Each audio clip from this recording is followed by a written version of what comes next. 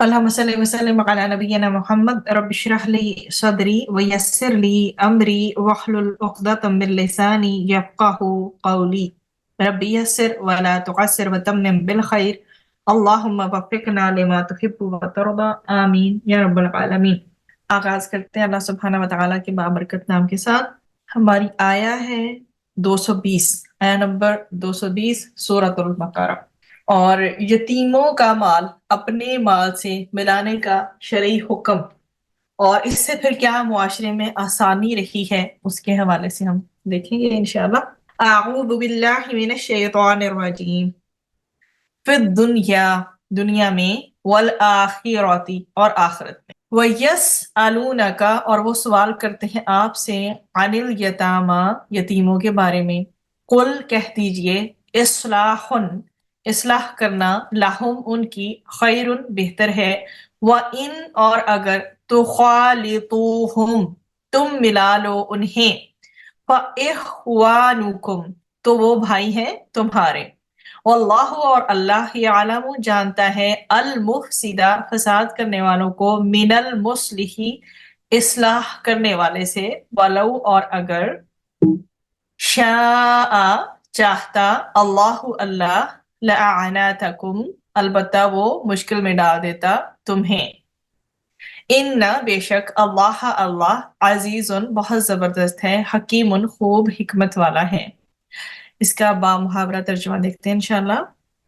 دنیا اور آخرت کے بارے میں اور یتیموں کے متعلق آپ سے پوچھتے ہیں، کہہ دو ان کی اصلاح کرنا بہتر ہے، اور اگر تم انہیں ملا لو تو وہ تمہارے بھائی ہیں، اور اللہ بگاڑنے والے کو اصلاح کرنے والے سے جانتا ہے، لائک ہو از، جو کہ بگاڑ رہا ہے معاملات کو، اور کون ہے جو اصلاح کر رہا ہے۔ اور اگر اللہ چاہتا تو تمہیں تکلیف میں ڈالتا، بے شک اللہ غالب حکمت والا ہے۔ اس کو ہم ایکسپلور کریں گے کہ کس طرح سے تکلیف میں ڈالتا۔ اب انشاءاللہ دیکھ لیتے ہیں اس کے الفاظ۔ اس کے الفاظ میں اگر نئے دیکھے جائیں تو یہ ہیں، تو خالطوہم، خا، لام اور طا سے، تو تم ان کو کس چیز میں ملا لو؟ خرچ میں، ٹھیک ہے، آپ بریکٹ میں اپنے پاس لکھیں گے خرچ میں ملا لو، مطلب تو ان کو شریک رکھو، ٹھیک، بیسیکلی یہ جو ہے وہ فعل مضارع ہے۔ پھر اس کے بعد ہمارا ایک اور ورڈ ہے اس میں نیا، لأعنتکم، البتہ وہ مشکل میں ڈال دیتا تمہیں۔ تو یہ جو ہے جی عین، نون اور تا سے ہے، اور البتہ وہ کس چیز میں ڈال دیتا؟ مشکل میں ڈال دیتا یا مصیبت میں ڈال دیتا تمہیں، یہ اعنات ان سے ہے بیسیکلی۔ اب پہلے دیکھتے ہیں اس کا شان نزول، پھر بڑھتے ہیں اس کی شرح کی طرف۔ جب یہ آیتیں نازل ہوئیں تو وَلَا تَقْرَبُوا مَالَ الْيَتِيمِ إِلَّا بِاللَّتِي هِيَ أَحْسَنُ، اور إِنَّ الَّذِينَ يَأْكُلُونَ أَمْوَالَ الْيَتَامَى ظُلْمًا، یہ نازل ہوئی تو اس حکم سے تمام مسلمان بہت ڈرے، یہاں تک کہ انہوں نے یتیموں کے مال اپنے مال سے بالکل علیحدہ کر دیے، اور یتیم کا کھانا بھی علیحدہ پکایا جانے لگا، اور اس میں سے کچھ بچ جاتا تو اسے خود نہ کھاتے بلکہ اسے ویسے ہی رکھا رہنے دیتے، آخر وہ سڑ کر ضائع ہو جاتا۔ پھر یہ نقصان بھی انہیں ناگوار گزرا، اور سب نے پھر نبی کریم صلی اللہ علیہ وآلہ وسلم سے اس کے بارے میں سوال کیا، تو یہ آیت جو ہے اس کو نزول ہوا۔ تو اس میں اس کو دیکھتے ہیں انشاءاللہ۔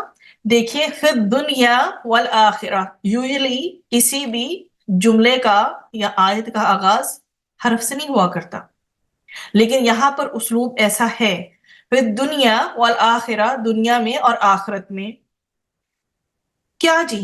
دنیا اور آخرت کے بارے میں، تاکہ تم دنیا و آخرت میں غور و فکر کرو، دنیا کے تیزی کے ساتھ ختم ہونے اور آخرت کے باقی رہنے پر غور و فکر کرو، جو کہ جزا و سزا کا جہان ہے۔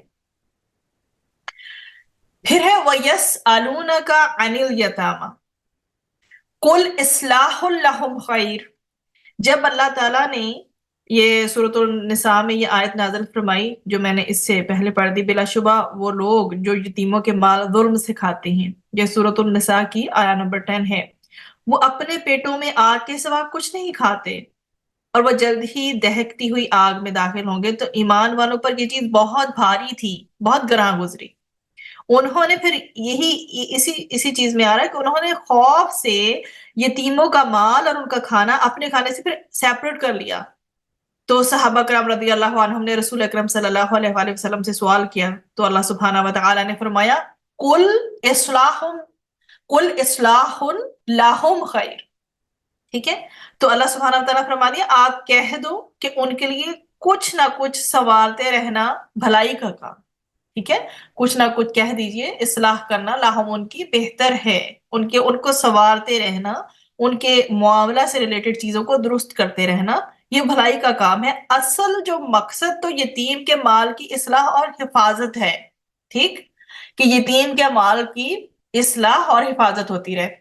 اب دنیا اور آخرت کی بات شروع کی گئی، اس کے بعد اسلوب آیا سوالیہ کہ وہ سوال کرتے ہیں آپ سے یتیموں کے بارے میں. پھر اللہ سبحانہ و تعالیٰ کا آگے کال آ گیا، آیت میں پورشن آ گیا یہ کہ مقصد اس کا کیا ہے، یتیم کے مال کی اصلاح اور حفاظت. وَإِن اور اگر تُخَالِطُوهُمْ فَإِخْوَانُكُمْ. ٹھیک، اگر یتیم کا مال دوسرے مال میں اس طرح ملا لیا جائے کہ یتیم کے مال کو نقصان نہ پہنچے تو جائز ہے، کوئی مشکل نہیں ہے اس میں. ٹھیک، جیسے بھائی مل جل کر رہتے ہیں تو اصل معاملہ جو ہے یہاں پر آ کے ختم ہوتا ہے نیت کا اور عمل کا. ٹھیک، کہ نیت صاف ہو، یتیم کے مال کو استعمال کرنا یا اس کے ساتھ اپنے مال کے ساتھ مل کر جو ہے اس کو ملا کر استعمال کرنا یا اس کے اپنے اوپر مال کو استعمال کرنا، دونوں صورتوں میں بات یہ ہے کہ نیت صاف ہونی چاہیے، نیت میں بھلائی ہونی چاہیے، عمل پاک صاف ہونا چاہیے. ٹھیک، اور پھر اللہ سبحانہ و تعالیٰ بتا رہے کہ اگر آپ ملا لو ان کے مال کے ساتھ اپنا جو مال ہے، اور آگے پھر بات نیت پہ بھی جا کے ختم ہو گئی، تو اور اگر نیت ٹھیک نہیں ہے واللہ یعلم المفسد من المصلح، تو اللہ تعالیٰ کو پورا معلوم ہے. ٹھیک ہے، اللہ تعالیٰ کو خوب معلوم ہے کس کی نیت اصلاح پر مبنی ہے اور کس کی نیت میں فساد ہے. تو اللہ تعالیٰ نے کیا یہاں ہمیں سمجھایا ہے کہ یتیموں کے ساتھ کیا کرو، حسن سلوک کرو. جو اللہ تعالیٰ کی پکڑ کا ڈر آپ کے دل میں ہے وہ اللہ تعالیٰ کے سامنے کھلا ہوا ہونا چاہیے. ٹھیک ہے، اگر انسان کے دل کے اندر بگاڑ ہے تو بھی اللہ اسے جانتا ہے، اگر آپ کی نیت پاک صاف خالص ہے یتیم کے مال کو لے کے تو بھی اللہ جانتا ہے. سو دو کنڈیشنز ہیں، ایک گندی نیت ہے، ایک اچھی نیت ہے. مطلب ایک بری نیت رکھی ہے شر والی کسی کے مال پہ، وہ بھی اللہ کو معلوم ہے. ایک اچھی نیت رکھی ہے تو وہ بھی اللہ سبحانہ و تعالیٰ کو معلوم ہے. تو اگر دل کے اندر بگاڑ ہے تو بھی اللہ تعالیٰ جانتا ہے، اور اگر دل پاک ہیں تو بھی اللہ تعالیٰ سے چھپے ہوئے نہیں ہے. لہذا یتیموں سے کیا کیا جائے، حسن سلوک جاری رکھا جائے. پھر وَلَوْ اگلا پورشن، شاء چاہتا، اللہ لَعَانَتَكُمْ البتہ وہ مشکل میں ڈال دیتا تمہیں. کیسے؟ اللہ تعالیٰ نے تو اجازت دے دی کہ ملا کے کر لو مال استعمال، تمہاری نیت ٹھیک ہونی چاہیے، اس میں فساد نہیں ہونا چاہیے. It should be good. اب اللہ تعالیٰ کہہ رہے ہیں کہ میں تمہیں مشکل میں بھی تو ڈال سکتا تھا، تمہیں ضرور مشقت میں ڈال دیتا. اگر اللہ تعالیٰ چاہتا تو یتیم کے معاملے میں تمہیں مشقت میں ڈال دیتا اور تمہیں گناہ گار ہو جاتے، مگر کیسے؟ اللہ تعالیٰ اصلاح اور بہتری کی غرض سے بھی ان کا مال اپنے مال میں بنانے کی اجازت نہ دیتے تو تم کس میں پڑ جاتے؟ مشقت میں، کہ تمہیں ساری زندگی ان کا مال سیپریٹ رکھ کے خرچہ کرنا ہے، اپنا مال علیحدہ سے اپنی استعداد پہ خرچ کرنا ہے. تمہیں ملانے کی اجازت نہ ہوتی تو تم کس شش و پنج میں پڑ جاتے، تمہاری تو زندگی مشکل ہو جاتی. تو اللہ تعالیٰ بتا رہے ہیں کہ یہ میری ایک نعمت ہے، اس کی قدر کرو، میں نے تمہیں اجازت دی ہے کہ تم اپنا مال یتیم کے مال کے ساتھ ملا کے خرچ کر لو، but the intention should be good, it should be pure, completely pure, یہ کسی صورت میں نیت میں فساد نہ ہو. ان اللہ عزیز حکیم، بے شک اللہ تعالیٰ کیا ہے، بہت زبردست اور خوب حکمت والا ہے. ان اللہ عزیز، کیا یقیناً اللہ تعالیٰ سب پر غالب ہے، اور اللہ تعالیٰ کا غلبہ بھی کمال درجے کا ہے. وہ حکیم ہے، حکیمن بتایا گیا تو وہ اللہ سبحانہ و تعالیٰ وہی فعل انجام دیتا ہے جس کا تقاضا اس کی حکمت کرتی ہے. تو اللہ تعالیٰ کے احکامات، اس کے افعال اس کی حکمت کے تابع ہوتے ہیں.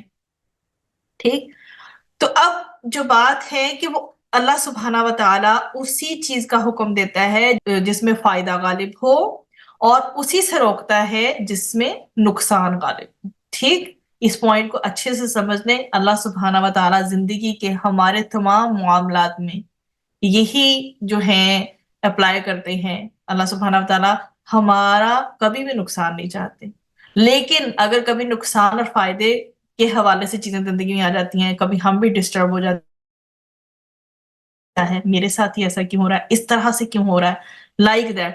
تو اللہ تعالیٰ کی جو حکمت ہے نا، اس کو سمجھنا چاہیے. اللہ تعالیٰ اسی چیز کا حکم دیتا ہے جس میں فائدہ غالب ہو، اور اللہ تعالیٰ روکتا بھی صرف اس چیز سے جس پر نقصان غالب ہو. اب بات یہ ہے کہ اللہ سبحانہ و تعالیٰ نے یتیموں کے متعلق ہمیں اس آیت میں احکامات دی ہیں کہ کیا کیا کہا کہ طرز عمل اختیار کرو تو وہ ایسا اسلوب، ایسا طریقہ ان کے ساتھ اختیار کرو جو سراسر بھلائی پر مبنی ہو. آپشن ہی یہ چھوڑی اللہ نے، کیا طریقہ اختیار کرو وہ جو بھلائی پر مبنی ہو. اگر پہلی بات ہے بھلائی والی، پہلی کنڈیشن اللہ سبحانہ و تعالیٰ نے بھلائی والی لگائی کہ جس طرز عمل میں ان کے لیے بھلائی ہو وہی اختیار کرنا بہتر ہے. دوسری بات، اگر اپنا اور یتیموں کا خرچ اور رہنا سہنا مشترک رکھیں تو اس میں کوئی مذائقے کی بات نہیں. That is also allow. اب جو اللہ سبحانہ و تعالیٰ نے اپنی صفت عزیز جو کہ سب پر غالب ہے، اس کا تذکرہ یتیم کے حوالے سے جو آیت کے احکامات ہمیں مل رہے ہیں اس میں کیا ہے، تو عزیز صفت کیا بتا رہی ہے کہ اللہ تعالیٰ غالب ہے، یتیموں کے ساتھ بھلائی کرنے کی ترغیب دلائی ہے. اگر تم یتیموں پر آج غلبہ رکھتے ہو تو تمہارے اوپر اللہ تعالیٰ غالب ہے. اللہ تعالیٰ نے اپنے صفت حکیم ہونے کا جو ہمیں اس میں بتایا کہ میں حکیم ہوں، تو اللہ تعالیٰ کے ہر حکم میں حکمت ہے. اور یقیناً یتیموں کے ساتھ بھلائی میں ان کے لیے تو فائدہ ہے ہی ہے.